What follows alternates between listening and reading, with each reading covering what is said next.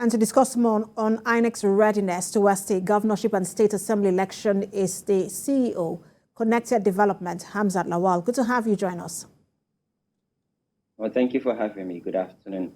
Good afternoon. Many people have said that, look, the scale of this particular election on Saturday isn't as large as the one we saw for the presidential election, because just about 28 states have their governorship election, even though most of the states, if not all, will be having the House of Assembly election, and that perhaps will help INEC in terms of logistics and preparedness. But how optimistic are you that INEC would do better in the governorship election than the presidential election? I can hear you. Well, I'm confident and optimistic that INEC now have another opportunity to redeem her battered image, and I think this would help back rebuild public trust.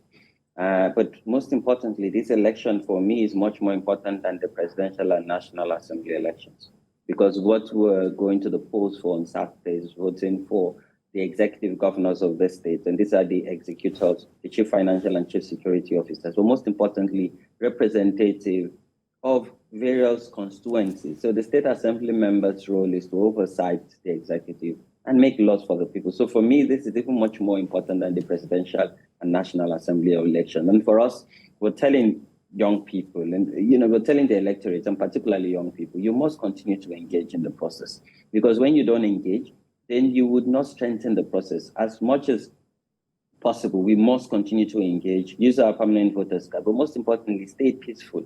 We cannot take laws into our hands. We have to come out in millions to cast our ballot on Saturday. And I'm optimistic that INEC have identified those gaps that was experienced in the last elections, and they fix those gaps. One, to ensure that the beavers work optimally, and two, that the IREV is also able to upload results in real time before coalition even commences. Mm-hmm.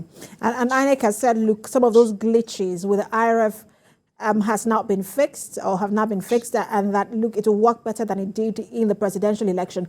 But I want to touch on something you said earlier in terms of voter turnout. People always say people turn out more for the presidential election than they do for the governorship election, because it looks like people focus more at the center. But when you look at the mood of the nation at the moment and how people are engaged in this particular election, what's your thoughts on the level of turnout that we might have on Saturday?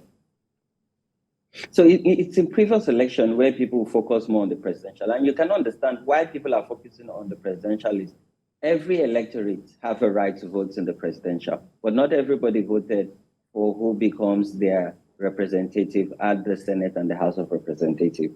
But for the governorship election, if you've looked at the mood, both at the digital space and even on the mainstream media and even on the street, people are now understanding that subnational government must be strengthened, and subnational government plays a unique role, because these are government representatives closer to the grassroots.